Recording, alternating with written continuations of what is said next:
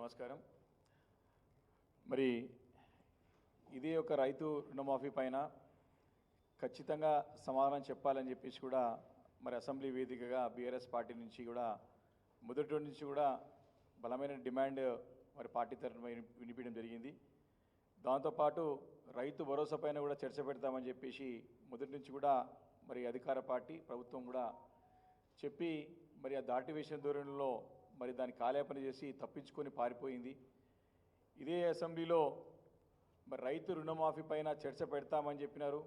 మా ప్రభుత్వం యొక్క ప్రతిష్టాత్మకమైన కార్యక్రమం అని చెప్పి మరి కాంగ్రెస్ పార్టీ మరి అసెంబ్లీ సమావేశాలు కూడా ముందు చెప్పడం జరిగింది. కానీ జరిగినటువంటి మరి అన్ని రోజుల యొక్క అసెంబ్లీ సమావేశాల్లో మరి దీనిపైన బడ్జెట్ సంబంధించినటువంటి చర్చల్లో కానివ్వండి, అప్రోప్రియేషన్ బిల్ ప్రవేశపెట్టినప్పుడు చర్చల్లో భాగంగా కానివ్వండి, అదేవిధంగా వ్యవసాయ శాఖకు సంబంధించినటువంటి పద్దు ఏదైతుంటుందో పద్దుకు సంబంధించినటువంటి విషయంలో కానివ్వండి, వీటన్నిటిపైన ముఖ్యంగా రైతు రుణమాఫీ పైన, అదేవిధంగా రైతు భరోసా పైన తెలంగాణ రాష్ట్ర రైతాంగం అంతా కూడా మరి 1000 కళ్ళతోని అసెంబ్లీ వైపు చూస్తూ ఉంది. దీని నుండి ఒక పరిష్కారం చూపెట్టాలా, వారికి సమస్యకు పరిష్కారం చెప్పాలని చెప్పి పదే పదే బీఆర్ఎస్ పార్టీ పట్టుబడడం చూసాం మనం. కానీ ఈ 3 సందర్భాల్లో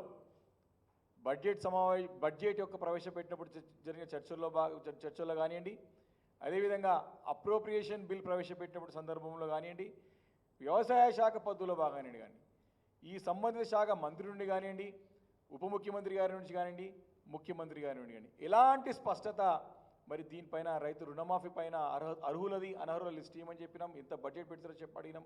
దానిపైన కానీ రైతు భరోసా పైన మరి ఖచ్చితంగా చర్చ పెడతాం, దీంట్లో ఎన్నో అవకతవకలు జరిగినాయని చెప్పి మరి చెప్పడం జరిగింది. గౌరవ మా పార్టీ అధినేత కేసీఆర్ గారు మొట్టమొదటి రోజే అసెంబ్లీ సమావేశాలు బడ్జెట్ ప్రవేశపెట్టిన రోజే బయటకు వచ్చి చెప్పినారు, ఇదంతా బడ్జెట్ అంతా ట్రాష్ గ్యాస్ అని చెప్పేసి.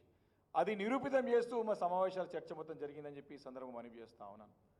చాలా క్లియర్గా చెప్పినారు, వీళ్ళు కేవలం ఒకరో రెండో తప్పులు చూపెట్టి మొత్తం రైతు బంధుకి ఎగనాభం పెట్టేట్టు ప్రయత్నం చేస్తా ఉన్న మాటలు ఈరోజు నిజమైనవి.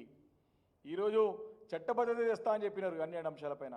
అసలు చర్చనే జరగలేదు. చట్టబద్ధత తర్వాత సంగతి, కానీ చట్టబద్ధత తర్వాత సంగతి చర్చల సమాధానాలు రాలేకపోయినాయి. మేము అడిగిన ప్రశ్నలకి ఆన్సర్స్ రాలేకపోయినాయి. రైతు రుణమాఫీ ఎప్పుడు చెప్పినారు? December 9th. కానీ 8 నెలలు కావచ్చినా కూడా కాలేదు. మనందరం మొన్న పార్లమెంట్ ఎన్నికల్లో చూసినాం. ముఖ్యమంత్రి గారు తన యొక్క క్రెడిబిలిటీ కోల్పోయినారు. ప్రజలు తన పైన ఉన్నటువంటి నమ్మకాన్ని మరి పోయింది, నమ్మకం పోయింది. ప్రజలు ఎవరో మమ్మల్ని నమ్ముతలేరు, ఎందుకంటే రైతు రుణమాఫీ 9 తారీఖుల పాటు చేస్తామని చెప్పినారు. 6 గ్యారంటీలు మరి 13 కాంపోనెంట్స్ ఉన్నటువంటి 6 గ్యారంటీస్ని 100 డేస్లో పూర్తి చేస్తామని చెప్పినారు.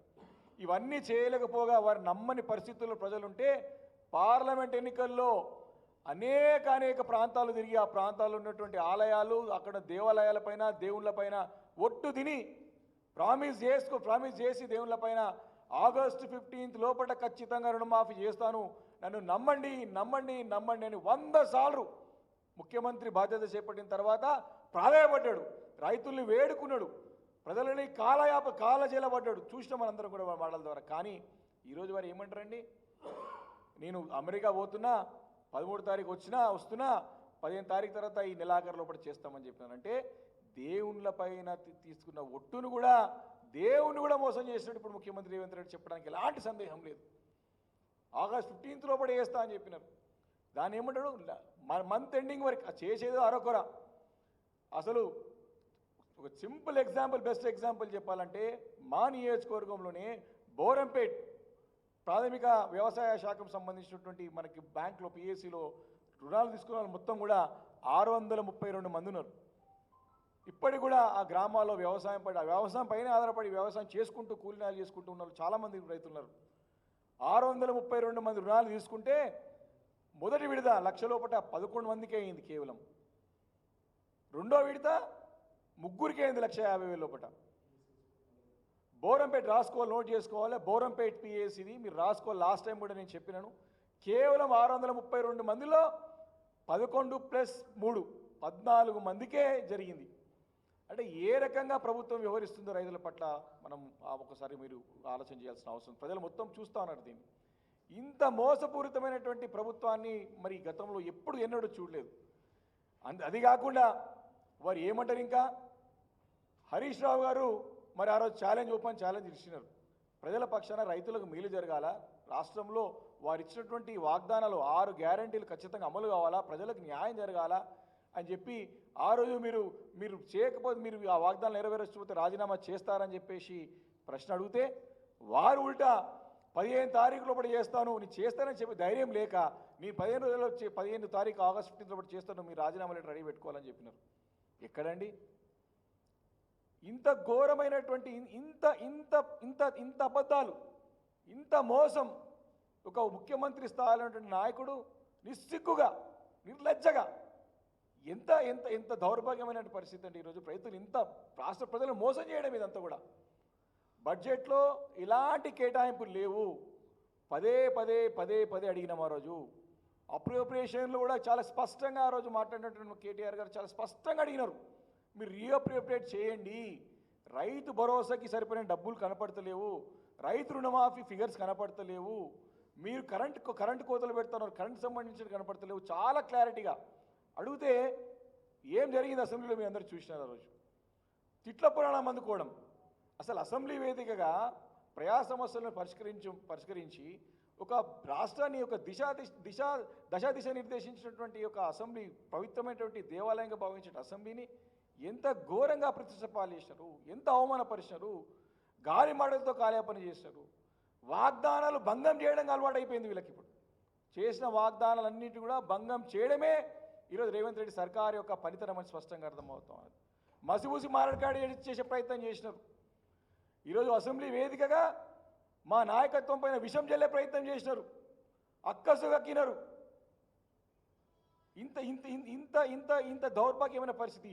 ముఖ్యమంత్రి గారే వారు దుర్విషలాడుతూ, వారు తిట్టుకుంటూ, వారి సహచర మంత్రులని, వారి శాసనసభ్యులని అందరూ కూడా మా పైన ఉసుగొల్పి తిప్పించే ప్రయత్నం చేసినారు. సమాధానం అడిగితే వీటన్నింటి సమాధానం చెప్పలేక మీరు ఒక్కసారి చూసినట్టయితే గడిచిన అసెంబ్లీ మొత్తంలో కూడా ఈ ప్రశ్నలకు సమానం గట్టిగా అడుగుతున్నాం కాబట్టే దాన్ని దాటేసే ధోరణి, దాన్ని తప్పించుకోవడానికి, పారిపోవడానికి ఈ రకంగా మా బీఆర్ఎస్ పార్టీ పైన మా పైన మరి ఏ రకంగానైతే బురదయ్యే ప్రయత్నం చేశారు, ఏ రకంగా తుట్ల పురాణం ఎందుకున్నారో చూసినాం. ఎంత దౌర్భాగ్యమైన పరిస్థితి అంటే ఒక శాసనసభ్యుడు మరి ఘోరమైనటువంటి భాషలో అన్పార్లమెంటరీ ఫిల్తీ లాంగ్వేజ్ మాట్లాడడానికి మా బయట స్ట్రీట్ కూడా మన స్ట్రీట్ అంటే ఫుట్పాత్ కూడా మాటలు మాట్లాడితే దాన్ని సమర్థించిన ముఖ్యమంత్రి గారు వాటిని సమర్థించడం తప్పేముంది వారు అట్లా మాట్లాడితే అని చెప్పేసి ఒక లీడర్ ఆఫ్ ది హౌస్ అట్లా మాట్లాడడం అనేది గత చరిత్రలో 40 సంవత్సరాల నుంచి చూస్తూ ఉన్నారు ప్రత్యక్ష రాజకీయాలని. ఎప్పుడు కూడా ఇలాంటి రాజకీయాలు చూడలేదు, ఇలాంటి ముఖ్యమంత్రి చూడలేదు. కాబట్టి ఈరోజు రైతు రుణమాఫీ విషయంలో చాలా స్పష్టతగా మరి బీఆర్ఎస్ పార్టీ రుణం తీసుకుని రైతులందరికీ అండగా ఉంటుందని చెప్పేసి తప్పకుండా మా యొక్క పోరాటాన్ని వారికి ఉంటుంది.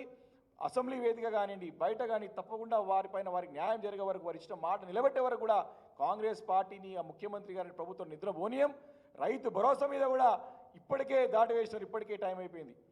కేసీఆర్ గారు ఒక స్పష్టతంగా వారి యొక్క నాయకత్వంలో వ్యవసాయ శాఖ మంత్రి ఉన్నప్పుడు నిరంజన్ రెడ్డి గారు చాలా స్పష్టమైనటువంటి లక్ష్యంతో పనిచేశారు. ఆ రోజు మేము ఆ రోజంతా కూడా మరి వ్యవసాయ స్థిరీకరణ జరగాల, కొత్త ఆయకట్టు పెరగాల, మంచి నీళ్ళు ఇవ్వాలా, కరెంట్ ఇవ్వాలా, వారికి ఎరువులు టైంకి సరఫరా చేయాలా, రైతు బంధు ఇవ్వాలా, రైతు రుణమాఫీ ఇవ్వాలా.